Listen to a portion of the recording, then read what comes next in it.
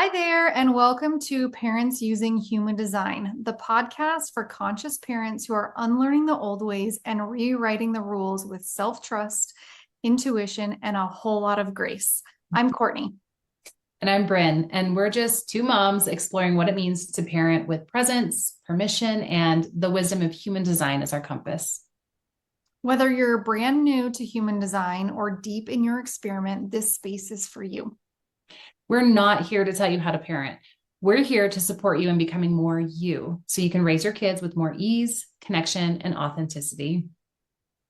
Today, we are going to be talking, we're going to go back to some of the foundational stuff. We talked about authority and strategy weeks ago. And Bryn and I were talking, and we think we can dig a little deeper into this and give a little bit more of real practical ways in how to use this and reminders that these are like the two most important parts of your chart when you're really following your authority and your strategy, and how life seems to like flow from there as long as you're paying attention, right? Right, Bryn?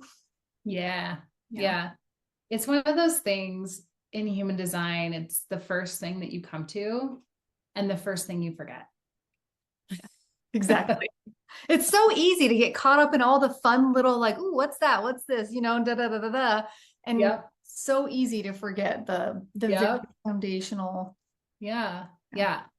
I've been doing this and by this, I mean, I've been in my experiment and really going into the depths of human design for about 4 years now. And I was telling Courtney before we hit record, like I was getting coached recently within the last couple of weeks and from a human design coach. And, we were going through and I was like, well, this is my incarnation cross and this is this gate here. And I have this channel. And we were just going through all the things and they were all relevant for sure. But then at the end of the conversation, it was sort of like, yeah, but you're a projector. The invitations are saying this, like follow your strategy and authority. Like why is there any question, And it was easy to get caught up in all the minutia and all the details.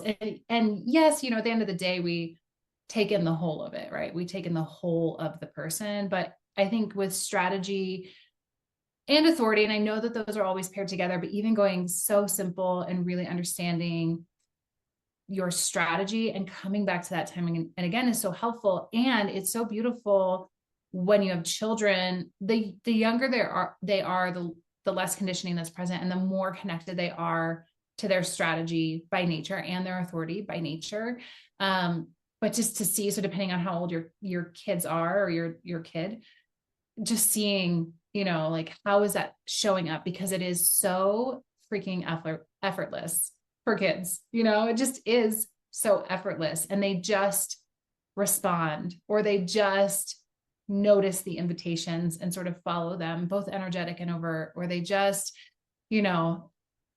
just go with their inner urge, or they just, like are sensitive and responsive to their environment. So just depending on their type, it really is beautiful to see. And I think that's even witnessing in that in your children is a really beautiful practice to have, because it kind of creates a pause, I think, in a little bit of a way where you're like, oh, yes.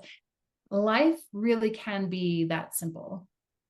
So true. And I love this. I kind of want to like just sit with a minute, Bryn, like the beauty of what that is in children, right? Like when we really think about that and like, why is that kids are just, it just flows better and they just do it naturally more easily.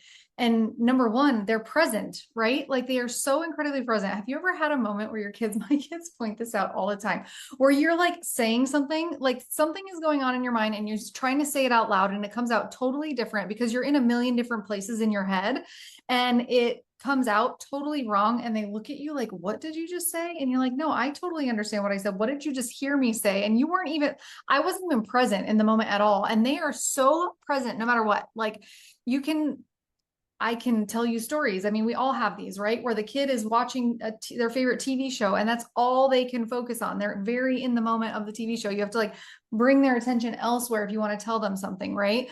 Yeah.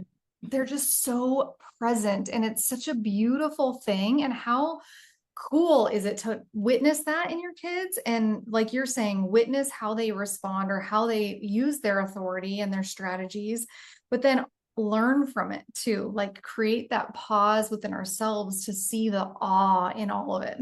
Yeah. I think it might even be easier when you have different types than what you are as a parent. You know what I mean? To personally, well, so I don't know. Maybe you don't know what I mean. I know You're I don't. too Maybe I many friends.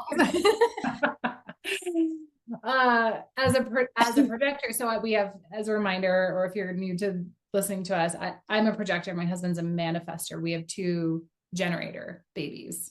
So I think it's easier to see that in them than it is to see them be in response, listening to their gut and having that visceral response and following it, than it is for me to see that for myself, or maybe even see it in other projected children that are not mine, you know, where it's like, it's kind of hard to see like how were the invitation. Well, first of all, it can feel very nebulous. I think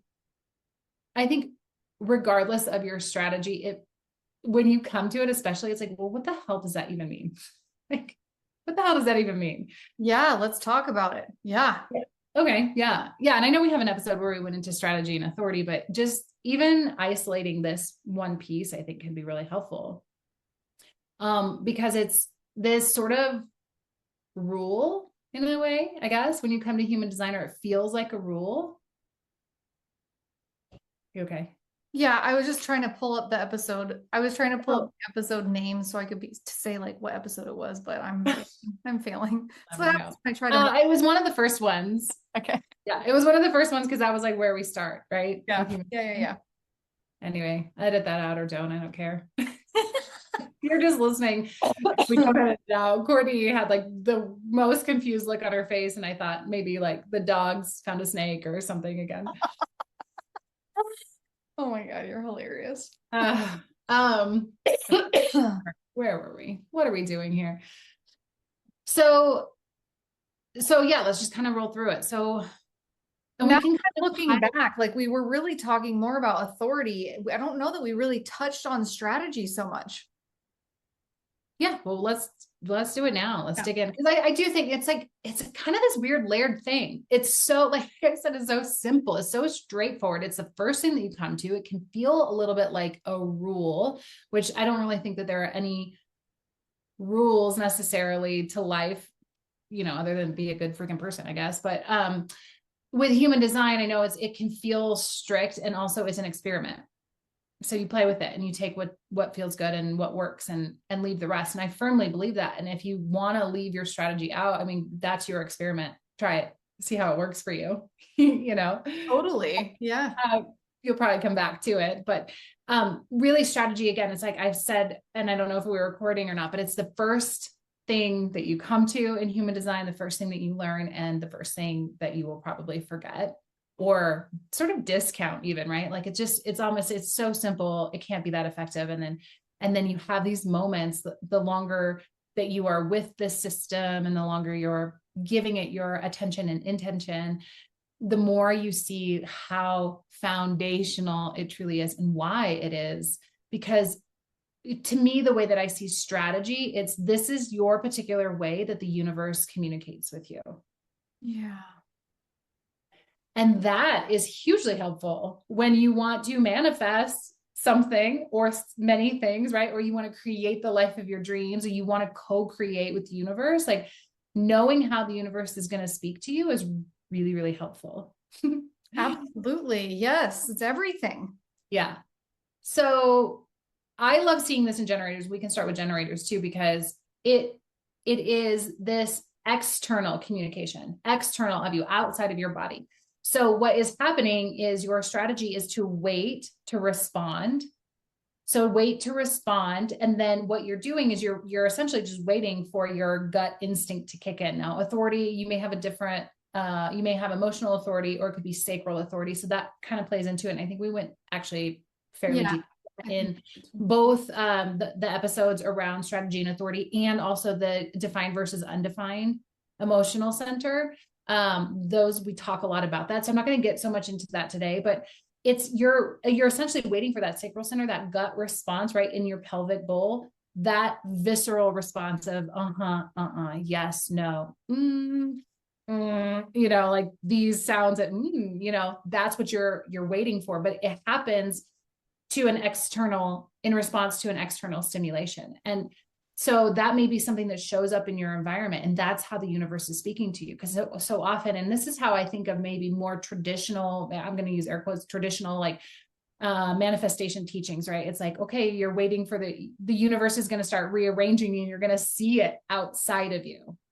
And so for generators, a lot of times I notice, and I think it's easy to sort of brush it away anytime your strategy is sort of the universe is speaking to you through your strategy.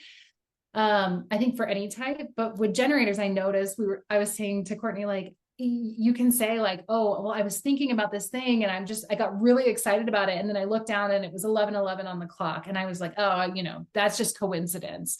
Or then I saw a book about this thing, or somebody mentioned this same topic and a resource that I could check out that would like take me on that journey. But that's just coincidence, or that, confirmation bias, right? If we're real sciencey, or we're just, whatever. And it's like, well, there is a reason that these things are showing up and presenting in your physical reality, in your environment.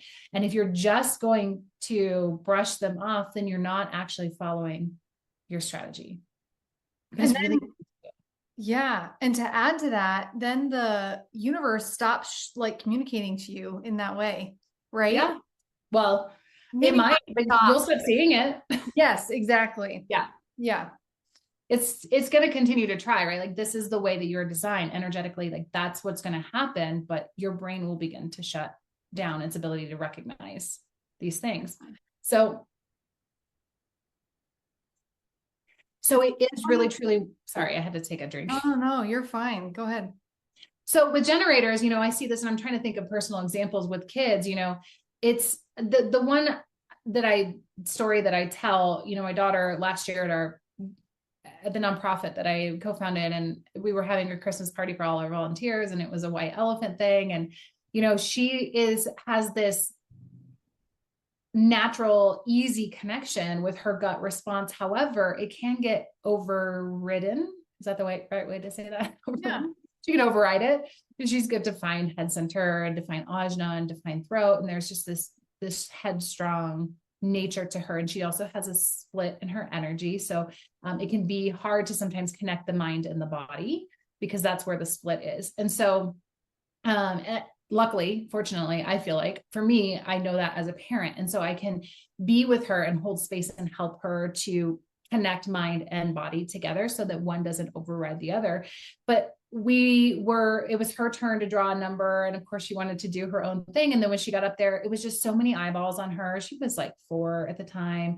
And it felt like there was a lot of pressure to make a decision quickly. And so she was letting that pressure sort of override her gut instinct, and she could not tap in. Right. So I was able to just sort of stop, sit on the floor, take the pressure off. Like, it doesn't matter how long this takes. Right. And let's come back into your body and start asking yes, no questions to help her get to a response. And once we had that visceral response, like you could see it, just like, ooh, that one, then she made her selection. It was like the most like ridiculous thing for her. It was this blown glass.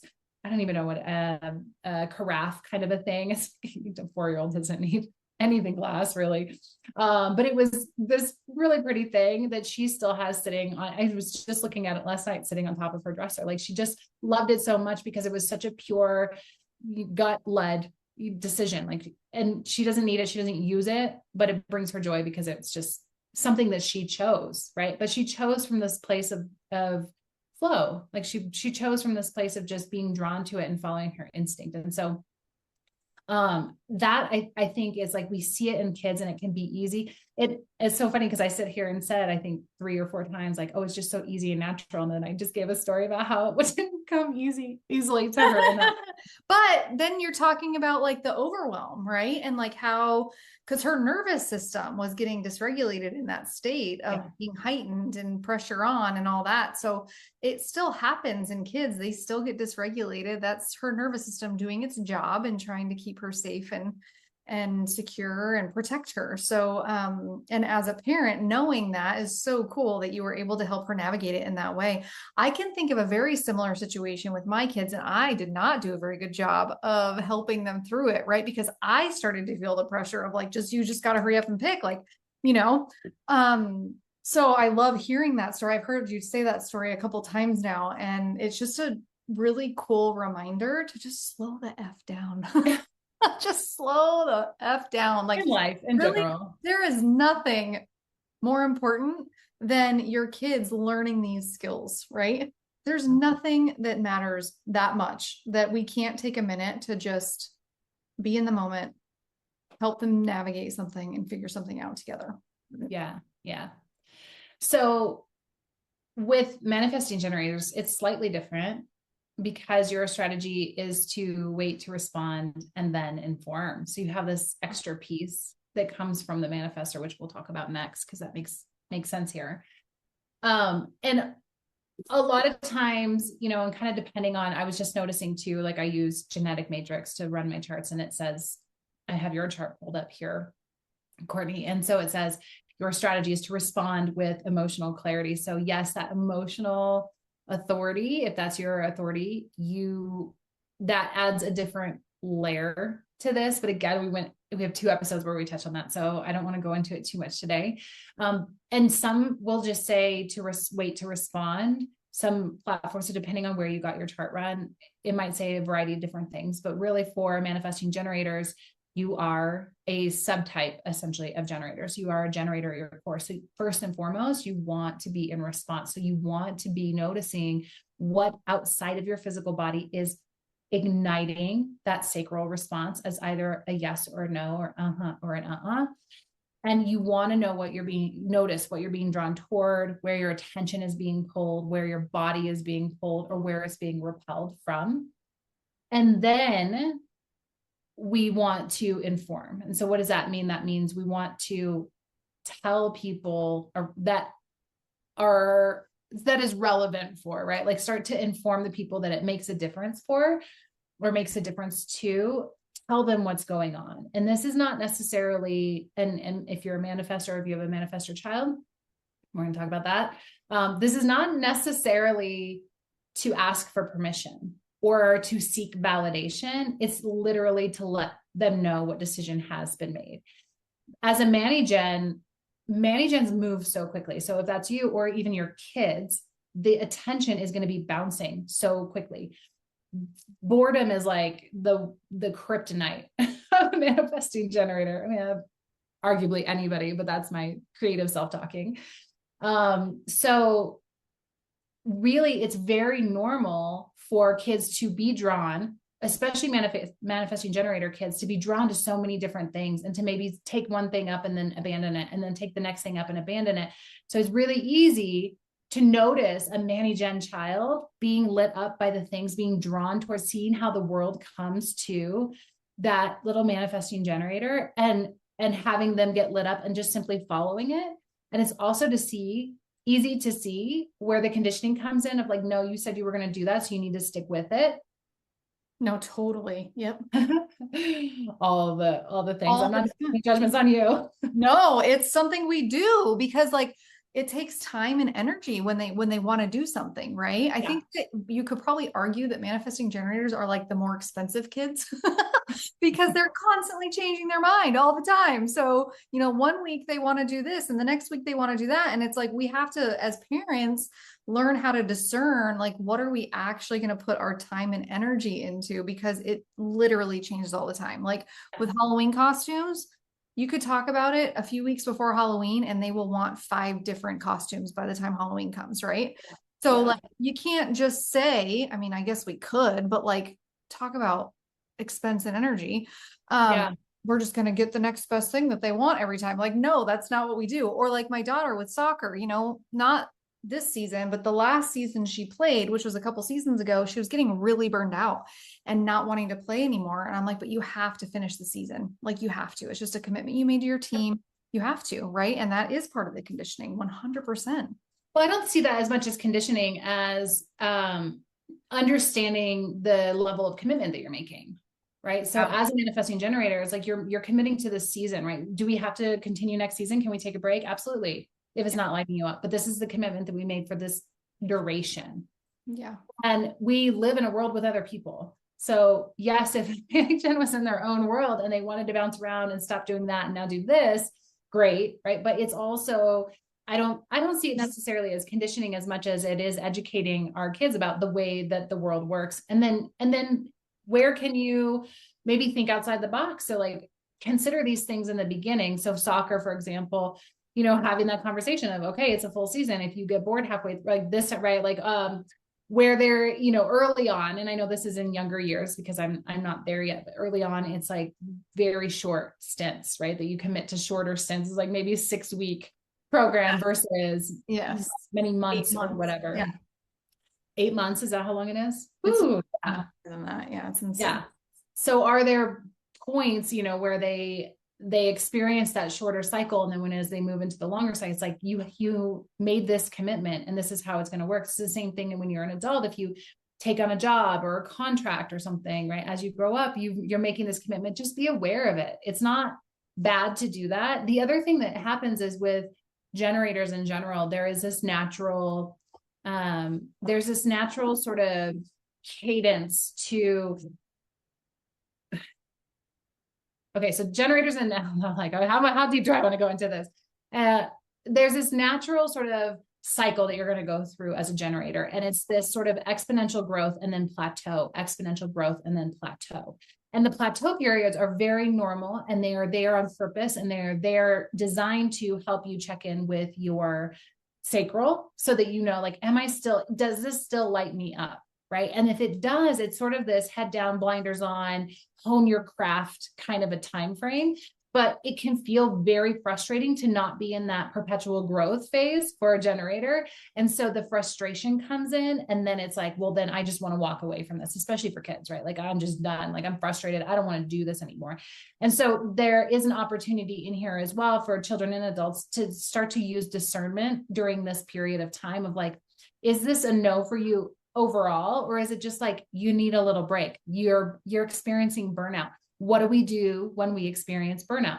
How can we notice the signs before we get to that point so that you're not fully burnout, but then you can help regulate, maybe get what you need so that you don't move into full burnout? So I'm just thinking about soccer, like, were there points that, maybe you could have lessened the commitment along the way? Maybe not, I don't know. Right. Or skipped a couple of practices to just start to mitigate the burnout. Like, oh, we're getting to that point where this isn't going to be healthy for anyone. Right. Or is it, we're in that plateau, we're not growing. And so it just feels less exciting. Right. Totally. But this is really the time to hone your craft. So having awareness around that can be really helpful. The other thing is many gens operate a little bit different than a generator. And so in the sense that generators tend to be, I think of it a little like tortoise in the hare, which I don't think is, I think maybe has a little negative connotation to it. And I don't mean it in that way, but in the sense of like the tortoise that is more like the generator, not that the generator is slow by any means, but it's more of a linear path, right? It's like, okay, point A to point B, and we're going to go, and this is the way you do it. And it's like a steady energy. It's just like a consistent, steady. A little bit more. Yeah. A little bit more. It just happens in a little bit more of a linear path versus a manifesting generator who might jump around, right? Like you might go A to Z, but it's going to be like A, then F, then G, then N, right? Yeah. And then you're back to B, and then you get to Z eventually. And there's beauty in that too. There is such beauty in that, in the sense of like, gosh, you can't even imagine the amount of people that you're impacting on the way. Or it's part of the lesson for you as a mani gen to have to like skip some steps and then go back and then do things again, because you learn in a different way and it embodies in a different way. And so it's not necessarily a bad thing. And I know this is a little bit away from the strategy conversation, but I think it's important to know that there are some key differences here for a generator versus a manifesting generator. Totally. And I think that the point that you said earlier about needing to inform after you've made a decision based on your strategy as a mani gen is huge, right? Like I didn't do that for a long time because I didn't like, it's just like, I also, part of my personality is to just kind of feel like what I know everybody knows. And I don't know if that's a human thing or if that's just like a me thing, but I tend to think so much about things that I will forget that I haven't actually told anybody yet, or that I haven't informed them of something, right? Yeah. It used to be a huge source of contention between my husband and I, because I'd be like, well, yeah, we're doing this thing tonight. Don't you remember? And he's like, you never told me. And I'm like, oh no, I never told you. So the informed piece is so incredibly important. Yeah. Yeah. Yeah. And both for manifestors and manifesting generators, like they need to be informed as much as they need to be informing, Yeah. So yeah, it's really there to help people keep up with Yeah. your pace, and they can't know what's going on because you're moving so quickly. They can't know what you're thinking, or they can't always know what because you're moving at such a quick pace. Right. And again, maybe, skipping some steps or like jumping ahead and coming back. So it's just a process that is different than other aura types, and that not bad, right? Like it's just different. It's just who you are. But that informing and letting people know kind of like what the decision has been, right? Where the thought process is at this point. And so with kids, again, it's like they may lose interest, but they have to be able to articulate and feel safe and tell their parents like, okay, I've lost interest, or I'm like, I don't want to do soccer anymore. Because if they're not telling a parent or a guardian that they don't want to do something, right, then that's burnout's going to start building big time. And then you're going to get into a lot of other issues that come as a result of that. Exhaustion and depression or anxiety, or Yeah. name the thing, you know what I mean? So, anyway, so I think that was a little bit deeper in the generator and manifesting generator, but it's all in the vein of, still at the end of the day, like you're still responding. This is part of how you're responding to what's going on around you. And that being the key strategy, and not kind of brushing away or brushing aside or discounting or discrediting things that come into your environment, into your physical environment, into the things that people say, things that are just being presented to you that are activating that sacral center. And again, if you have emotional authority there, that is a little bit of a like dance that you do, right? Where it's like, yes, you're going to know in the moment, but that emotional clarity is going to bring the nuance that helps you just make the decision that is correct for you. So that takes a little bit of time, a few days, maybe a week, sleep on it. But it's a different element to it too. I love that this is even just coming up in our conversation today, because in my world, I know that I'm in that mode of like not paying attention so much in the last week or two, because things have been crazy. And there's been many things that keep coming back, and I'm like, what is going on here? And it's totally like, I just need to pay attention to this and I need to respond to it. And it is this active. I had a conversation with a woman on a walk this morning. I was walking in my neighborhood, and I often run into this same woman, and we were just chit-chatting. I don't even remember exactly what she said. I'm sure I'll remember it later today, but I was like, oh my God, this is like the third time in a week that somebody has mentioned this. And like, okay, what is going on here? Right. Whereas normally I'm like, yeah, this keeps coming in my world, but yeah. But it does create that reaction of, yes, like I'm so interested in this, and I just push it aside. So for those of you who are generators or manifesting generators who can relate to that, like it's a thing, it's a real thing, and slow down. Yeah. Okay. So the manifestors, it's such an interesting energy, the manifestor, because it's so self-contained.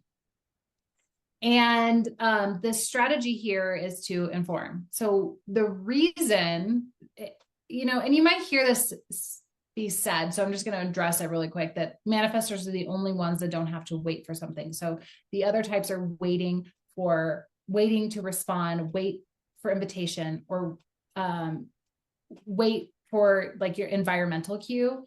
But for the manifestor, you're really, it's this inner urge that you're going to get, and you cannot like fight the urge.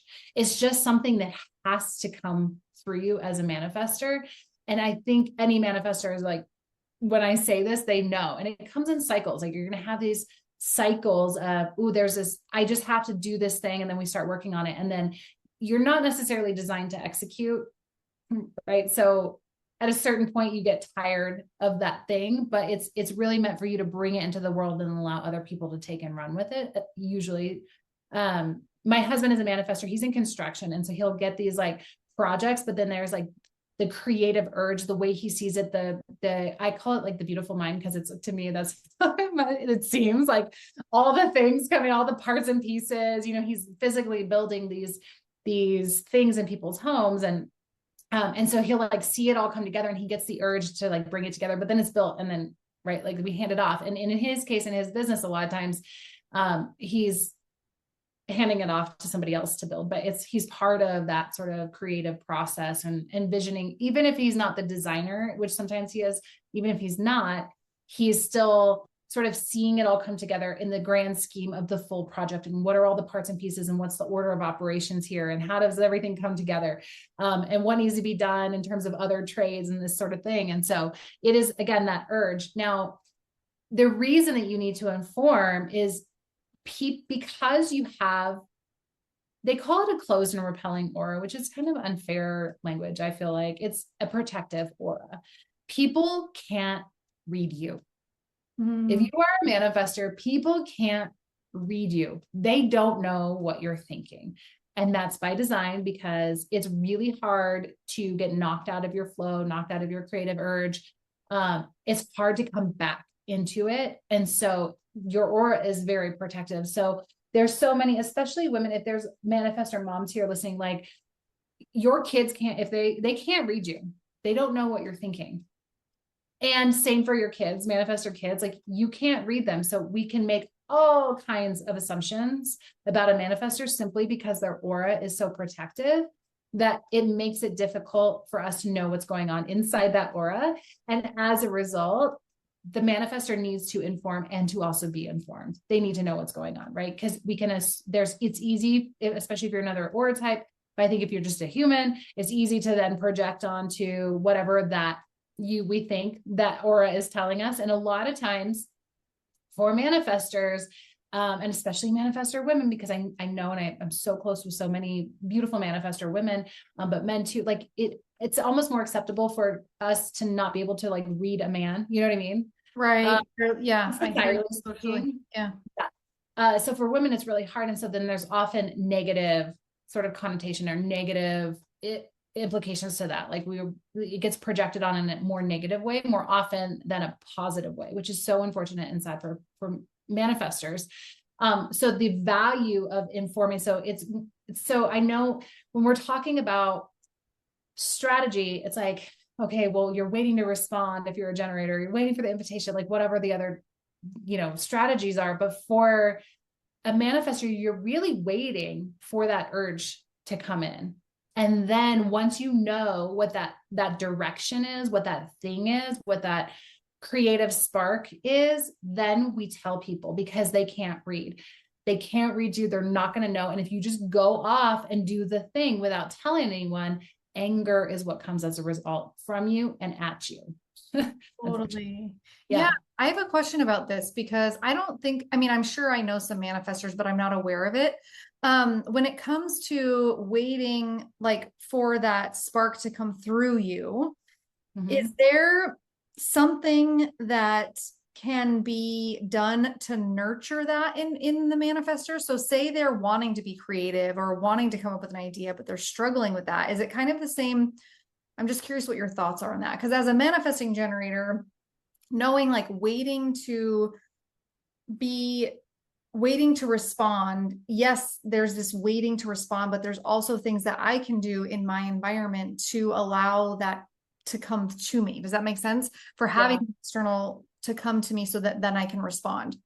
For instance, just for those of you who are listening, if that doesn't really make a whole lot of sense, for my to-do list, because I'm so scattered and I need options and I need to see what sparks me for the day. I often will have on my calendar tasks of things, like say I need to get something done in my business and it's very specific of like connecting with people, right? I will have like 5 different options of how I can connect with people. And so then I can go in that day and say, okay, I need to connect. How do I want to connect today? Rather than like just saying I need to connect and not really knowing what that means, because there's nothing really to respond to there. So I can go down the list and be like, ooh, yes, today that one sounds good, right? So for a manifester, what would that look like for them in life? Yeah, it's a good question. So manifestors go through these cycles. So think of it like the seasons. So the creative urge comes from sort of the spring, right? Like you are planting your seeds. Like that's like, this is something is like starting to be anchored into the earth and starting to grow roots, right? Then you move into summer, which is when growth is happening, then fall, which is harvest, then winter, which is rest. And so you're kind of moving through these seasons, little mini seasons, we'll call them. And so for a manifestor, the way that it sort of works in life is like, yes, you have this urge. And it's so funny because I think of my husband, for example, it's not always like this big thing. You know what I mean? It's not always like this, like, I'm going to start a women's rights movement, or I'm going to like bring human design into the conventional school system. Like it's not this big thing always. Like sometimes for him, it's literally like this weekend, the urge that came for him was, it was just this mini cycle, right? In one day, the urge was like, I must clean. Actually, I lied. It was not a day because he had been talking about this where it was like, I know I need to do that. It was like, I could see it was like germinating within him. And then for how long? It was blowing out, maybe 2 weeks, blowing out all the, and it's so funny because he actually enjoys this, the gutters, yeah, and getting all the pine needles out because we live in the mountains, and then like blowing off the outside of the house. Actually, that was a little bit of projector guidance too, because I was like, there's a lot of cobwebs and stuff. We need to like clean it. And for feng shui, you know what I mean? Like energetically, we need to like clean that out for the season. And then, so then he added to like cleaning the actual outside of the windows, but it was germinating for a couple of weeks. And then it like hit on one day. And it was on that day that there was nothing I could do to interrupt that thing happening that day. Like it had to happen, but it had to happen that day. Mm-hmm. Right. Then he goes out and he executes it, which not all the things are going to be for the manifestor to execute. So again, sometimes it's to spark, to light, to be the spark to someone's fire, and then they take it and run with it. So it could have been in another, I don't know, situation or whatever. It could have been that he was like, I must, have a body double and get somebody roped in, another guy friend or whatever to help me with this. Or maybe it was like, I'm going to hire it out. Like it could happen in a different ways. But then he goes and he has to get it done. There was nothing that was going to stop it once that urge hit, but it was like kind of germinating. Yeah. Then he was in summer, which was like actually doing it. And then after it was done, he was in his fall, where it was like the almost the satisfaction, which is not necessarily a word that we use for manifestors, but it was just like that, like the peace that comes, like it's done. And then rest. Right. So a lot of times with manifestors, when you're quote unquote waiting for the next urge to come in, you're resting, you're non-sacral. Yeah. Yeah. Okay. Or you're enjoying the fruits of the last thing that you did, or you are sort of just like living your life and doing things that you enjoy, like play or things that you do for self-care or, just hobbies. And then that sometimes will bring in the next thing. But I cannot stress enough how much the rest piece comes in. Yeah, totally. April, yeah. Rest is a big part of this cycle. So again, I'm talking about like this example I gave with my husband is like 2 weeks of time and it culminated in one day. Yeah, totally. And it was like, boom, all the seasons happened like theoretically in one day, but it's actually the rest period that actually will last longer because it'll sort of like satisfy this need to do this particular type of house project kind of a thing. Does that make sense? Yeah, absolutely. And it might be another week or two. And then he actually did get interrupted because our, something went wrong with our, pressure washer, our air compressor. And so he wasn't able to do it like to the extent he wanted. Yeah. So that was a little bit interrupting and it did kind of mess with the piece because he was in his head a little bit about that because it made him kind of angry because it interrupted his flow, like that he had, you know? Oh, Yeah. yeah. So what I'm hearing you say is that there's not really, it's just about honoring that cycle, that inner season Yeah. cycle for them, and maybe being aware and recognizing where they're at in that cycle so that they can really just honor that, allow the rest, allow the harvest, allow the, yeah. Yeah. Mm. Yeah, because we've conditioned all our people in society to just do it, right? Like go get up and go start something, get it going, just make it happen. And so there is this pressure. And I think there is some gender-based differences here as well in terms of the way that you were raised, but people are raised. And for men, of course, it's a little bit different than for women, right? The narrative of just get it going, just make it happen is so funny. I had a client yesterday and she was like, oh, my mom was always telling me, put on your big girl panties, make it happen, right? And for men, it's like, just do it, go out, like claim your And destiny. once it's done, go to the next thing quick.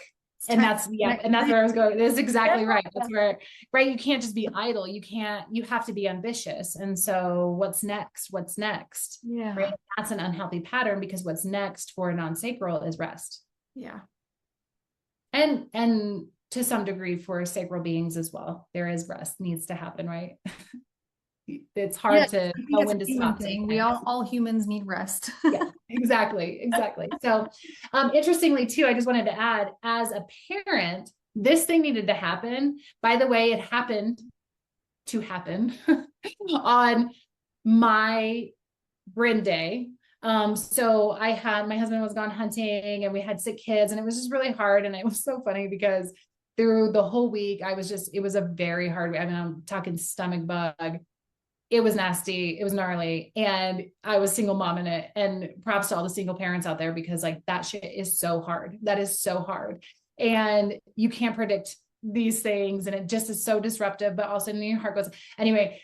So every time I would clean up like another mess, we'll say, I was like, yeah, that's a pedicure right there. Like that's Yeah. right there. Like I was like upgrading, you know. So anyway, not that I would keep tabs that way, but it was just the levity that I could bring to it. And also the light at the end of the tunnel that I needed to have of this is a really hard moment.